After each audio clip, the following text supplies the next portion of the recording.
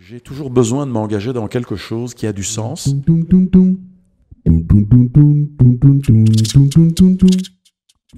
J'arrive en Belgique donc en 1988, voilà, en 88, et j'écoute la radio et il n'y a pas de musique congolaise. Il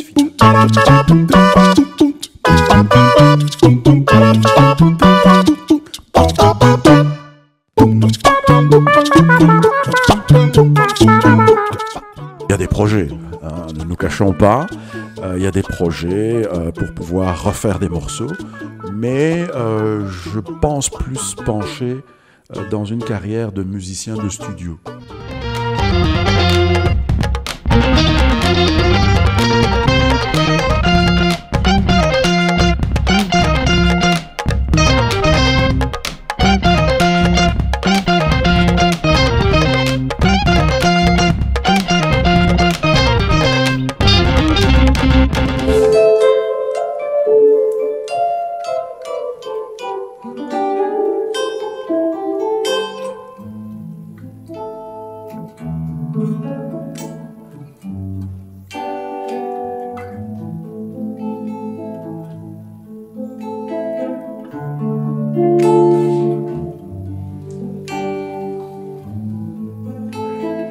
Matin la famille, c'est Mister Maïcha. Alors, je suis heureux pour vous retrouver dans ce nouvel épisode de Sous le Baobab. Aujourd'hui, ce sera un petit peu spécial, car nous allons aller à la rencontre d'un monsieur, d'un grand monsieur de la communauté, qui est l'initiateur de Radio Mboté. Et ce monsieur n'est autre que le capitaine, monsieur Jean-Jacques Ben.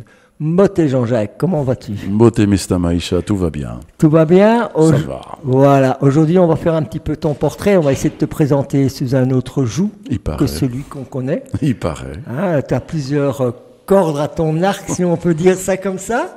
Voilà. Au moins 6. Tout à voilà. Et donc, je serai accompagné de Yatessa pour cette émission, qui va un petit peu aussi te poser quelques petites questions. Qui est d'abord Jean-Jacques Ben? Et comment cette aventure de Radio Mboté a commencé? Est-ce que c'est du fait que tu es d'une famille qui est déjà dans les médias, qui aurait des radios, et qui t'aurait donné le virus, la passion des médias? Est-ce que c'est parce que tu as participé à une émission et que tu t'es dit « ouais ». Jean-Jacques Ben, je suis né le 9 juin 1967 et je suis né à Kananga. Kananga, c'est le centre du Congo. C'est en plein centre du Congo, donc à mi-chemin entre Kinshasa et Lubumbashi. Lubumbashi, c'est la deuxième ville du pays. Kinshasa, c'est la capitale. Donc entre ces deux villes, qui sont séparées d'environ 2000 km, il y a la ville de Kananga, qui est à mi-chemin. Je m'appelle aussi Bidouaya. Oui. Bidouaya, c'est un deuxième nom qui m'est attribué longtemps, évidemment, après ma naissance. Donc, aux environs des années 2000, mon grand-père maternel, donc le papa de ma maman est noire et congolaise, mon papa est blanc et belge, et donc mon grand-père maternel m'a octroyé ce nom parce que pour lui, j'avais les caractéristiques et le caractère d'un des ancêtres de sa tribu, qui était un grand chef coutumier, et le nom complet c'est Bidouaya Njilayankita. Donc ça veut dire Bidouaya, le nom, Njilayankita, ça veut dire le chemin du cimetière. Parce que c'était un ancêtre très... il était impitoyable, en fait. Hein. Dès qu'on entrait en guerre contre lui, ça se terminait au cimetière. Donc, les adversaires de cet ancêtre-là n'ont pas fait long feu. Mais bon, j'ai pas du tout ce caractère. J'ai encore envoyé personne au cimetière. Merci voilà. Jean-Jacques, merci. Donc, il ne faut pas craindre. Donc, ça, c'est pour ce qui est de l'origine. Ensuite, de Kananga, j'ai suivi mon papa qui a fait toute sa carrière à la Gécamine, à Kolwezi. Kolwezi, c'est dans le Katanga. Et donc, toute mon enfance, aux environs de 5-6 ans, je suis au Katanga jusqu'au moment où je quitte le Katanga vers mes 21 ans et je viens faire en Belgique mon service militaire. Et donc depuis lors, je suis en Belgique, j'ai fait tout un tas de métiers et l'une des dernières instructions que j'ai suivies dans mon parcours, c'est informaticien. Ok. Très tôt, je gratte un peu à la guitare, c'est la guitare de mon papa. Mon papa jouait à la guitare, il avait un groupe avec son frère et quelques bandes d'amis. Et donc, il y avait une guitare qui traînait à la maison et donc je jouais avec cette guitare, d'abord faire résonner les cordes juste comme ça. Et ça remonte vraiment à l'enfance. Très très loin, à l'enfance. Et donc, quand je fais mes humanités, il y a un petit groupe qui se crée à l'école. Et ce petit groupe, tout naturellement, j'y apprends à continuer à jouer à la guitare. On fait des petits concerts entre élèves, et on fait des petits spectacles et ce genre de choses. Et puis, dans le quartier, je continue malgré tout avec un autre groupe du quartier. On joue un peu à gauche, à droite. Et je viens pour mon service militaire, je l'ai déjà dit. Et là, je fais la rencontre de mon cousin, donc mon frère du côté de ma maman, avec lui, Fredika, nous créons à Bruxelles le groupe Esa Musica. Et là, nous sommes dans les années 90, 91, 92. Et Esa Musica, on fait les avant-premières de Zaïko, par exemple. Quand Zaïko vient jouer à la Madeleine, le groupe en avant-première, levé de rideau, c'est Esa Musica. Donc, je suis là en train de gratter à la guitare. De temps en temps, on va jouer en Hollande.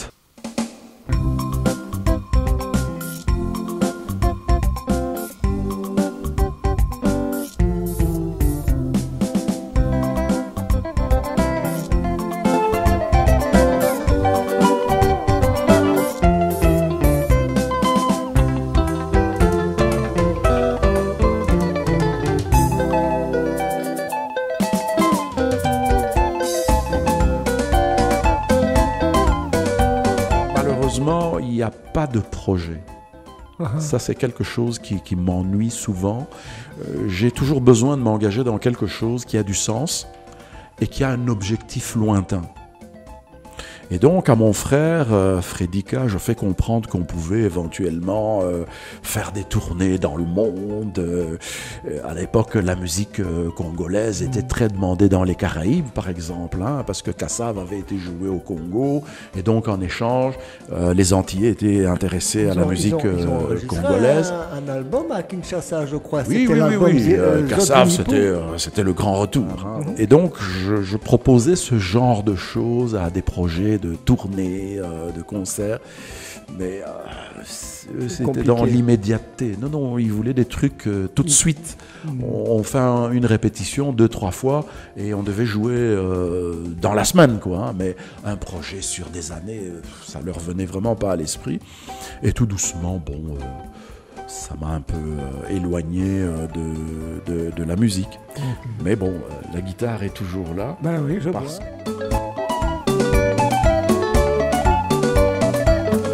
Pour en venir à la radio, j'arrive en Belgique donc en 1988, voilà, en 88, et j'écoute la radio et il n'y a pas de musique congolaise finalement. Bon, les autres musiques sont très intéressantes. Je suis vraiment très cosmopolite.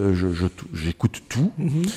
Mais la musique zaïroise, congolaise plus tard, on ne l'entend qu'une fois de temps en temps sur une émission de la RTBF qui s'appelait Cadence.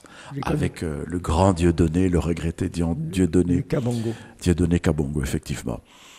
Et je me dis, un jour, je voudrais que cette musique, on puisse l'écouter en permanence. Oui, l'écouter en permanence. D'abord, j'avais cru que je pouvais la faire écouter en jouant avec mon groupe. Mais le projet du groupe a périclité. Et je me t'ai dit, pourquoi ne pas faire une radio où on passerait que de la musique? De la musique congolaise, principalement. Edo Kitoko, photocopie ata eza en couleur, Jamais Ekoko Canada original comme Zamuzika.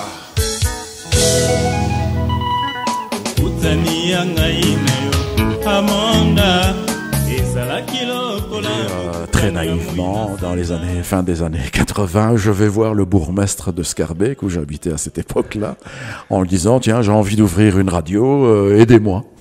Bon, il me regarde, il me dit, bon, on veut bien vous aider, mais allez déjà budgétiser, allez voir ce que ça coûte réellement pour faire une radio, et puis vous reviendrez, on verra.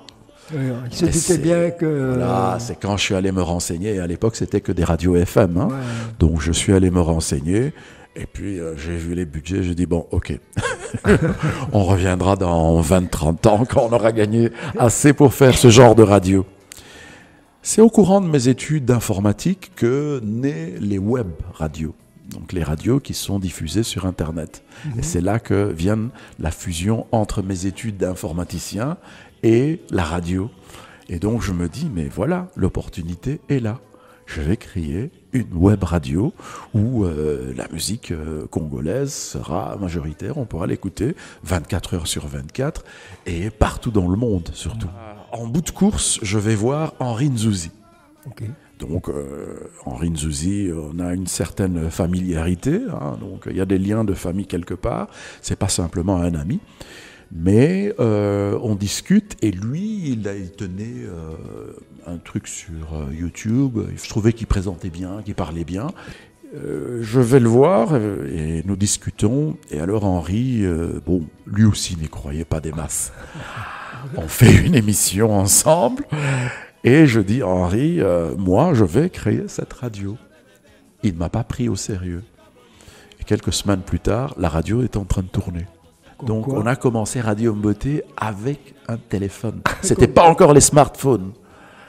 Donc c'est vraiment pour dire d'où on vient jusque là où nous sommes aujourd'hui. Ok, ben, ça c'est une belle histoire déjà. Et on a beaucoup là, on a appris beaucoup de choses. C'est très intéressant.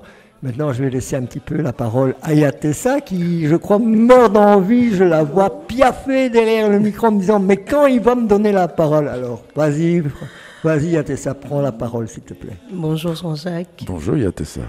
Mister Maïcha, ça fait toujours plaisir d'entendre quelqu'un raconter un peu son parcours. Donc, en plus, fondateur de Radio Mboté, donc j'étais très attentif. Voilà, Jean-Jacques, j'ai entendu un peu ton histoire. Et Zamuzika, donc c'était un groupe. Moi, j'aimerais savoir un peu, et peut-être un peu l'espoir, parce que j'étais déjà vu jouer à la guitare. Est-ce que tu penses qu'un jour, le chemin du studio va encore t'intéresser ou pas? Oui, il y a des projets, hein, ne nous cachons pas. Il y a des projets pour pouvoir refaire des morceaux, mais je pense plus pencher dans une carrière de musicien de studio. Donc c'est plus vraiment les concerts, ça sera pas moi qu'on verra en avant, mais peut-être préparer pour la relève. Il y a de belles créatures, tout jeunes, toutes belles, toutes fines, qui peuvent très bien reprendre les morceaux et que moi je demeure plutôt dans le studio pour faire des arrangements, une touche ou l'autre à gauche ou à droite, mais plutôt vraiment mettre en avant. C'est quelque chose, ce sont des projets que je caresse et que j'aimerais bien qu'ils se concrétisent. Et c'est pas pour rien que sur Radio Mboté, nous avons une équipe parce que il faut que je puisse me libérer tout doucement de certaines tâches pour pouvoir avoir le temps d'aller dans le studio. Parce que je rappelle que la musique, mine de rien, ça prend énormément de temps. C'est très chronophage. On met énormément de temps déjà à jouer, d'arriver à la perfection, aller en studio, enregistrer encore et encore jusqu'au point où on arrive à se dire bon voilà, ça c'est top. Ça peut prendre des heures. C'est quoi une journée type de Jean-Jacques Ben, du capitaine? Je parle bien sûr par rapport à Radio Mboté, par rapport à ce que tu fais, même dans le milieu de la musique. C'est là que le côté rationnel de l'informaticien prend le pas sur l'artiste. Je ne peux pas me permettre de faire les choses comme ça à la petite cuillère en me disant tiens, aujourd'hui j'ai envie de faire ci, demain je vais faire ça. C'est pas possible dans mon cas. hein, parce qu'il y a une activité professionnelle, il y a la radio, il y a mon activité que je pourrais dire pas tout à fait professionnelle, mais dans l'informatique même, hein, parce que mon activité professionnelle n'a rien à voir avec l'informatique. Et il y a la vie familiale aussi qu'il faut concilier. Il faut essayer de concilier tout ça. Et donc, c'est très carré chez moi. Hein, les journées où je consacre à la radio, c'est pratiquement en semaine, aux alentours de midi, donc les heures où la radio est accessible, parce que moi je travaille le soir, donc le soir c'est plus possible, parce que je suis à mon lieu de travail. Et comme aujourd'hui, nous enregistrons un samedi après-midi, le dimanche étant consacré à la vie familiale. Donc voilà, c'est très carré en fait, hein, ça n'a rien de... Et dans ça, alors tu programmes les montages sonores, voilà. Les montages Oui, vidéo, tout à fait. tout ça, les reportages, quand on doit aller en reportage à gauche ou à droite et tout ça, quoi. Donc, c'est très Et puis clair. il y a une part très considérable, une des premières choses que je fais quand j'allume mon ordinateur, c'est de consulter les mails. Spectateurs, auditeurs, auditrices de Radio Mboté, nous vous saluons très chaleureusement et nous sommes très heureux de vous voir ici parmi nous. Et donc aujourd'hui, nous allons lancer la première série des émissions Planète Mboté et que nous avons ajouté live pour dire qu'il y a du public qui va assister à cette émission. Et est-ce que tu peux encore parler, mais alors avec des mots vraiment forts pour que la jeune génération puisse sentir ce besoin-là de venir pour le futur, nous remplacer? Déjà, il faut que la jeune génération se pose la question de leur existence. Je pense que chacun doit toujours se poser la question de qui suis-je déjà, hein, se définir, et où est-ce que je veux aller.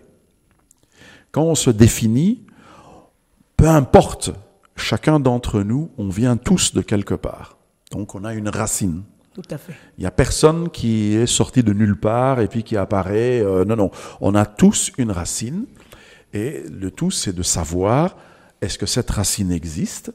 À quel moment je peux m'accrocher à cette racine? Et comment faire justement cette vie communautaire? Comment est-ce qu'on peut l'animer? Et j'ai pensé qu'une web radio, en tout cas un média, était un endroit où on pouvait justement animer une communauté.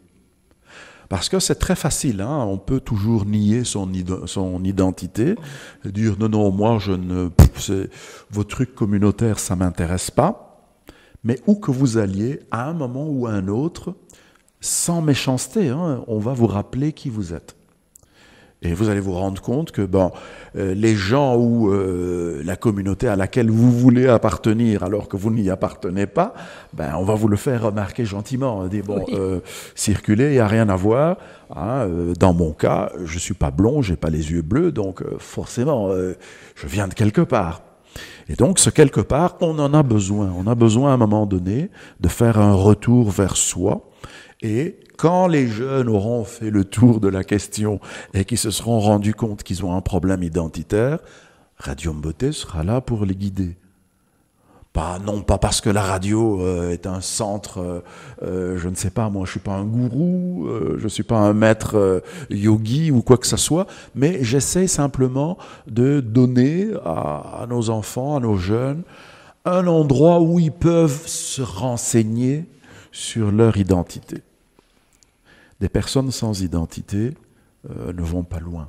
Nous avons tous une identité. Et donc ces jeunes, à un moment donné, quand vous serez dans cette période, ou bien avant même d'arriver à cette période identitaire, prenez les devants. Prenez les devants, venez, discutons de notre identité communautaire, et ce n'est pas pour faire un repli sur soi, au contraire. C'est pour savoir qui on est, pour pouvoir mieux faire dans le pays dans lequel on vit. Quelle est la plus-value de la communauté africaine en Belgique? Voilà la question que je me suis toujours posée.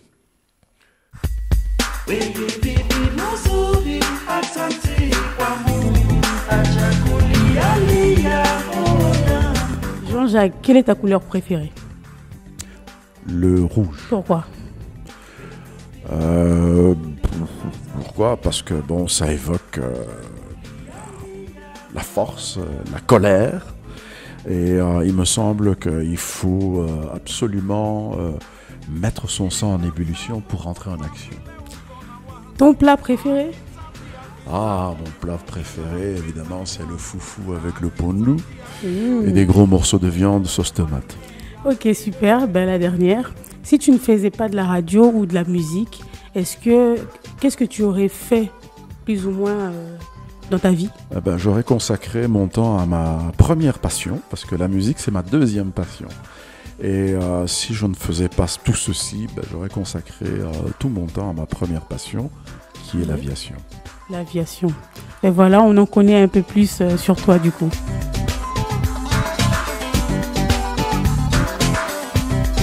Merci Jean-Jacques d'avoir participé à Sous le Baobab. Merci de nous faire confiance pour cette émission aussi, parce que c'est vraiment une grosse confiance que tu nous as fait quand tu nous as accueillis. Et puis on souhaite beaucoup de bonheur, beaucoup de joie dans la continuation pour Radio Mboté et puis pour tous tes projets. Radio Mboté, 100% musique africaine. Ciao.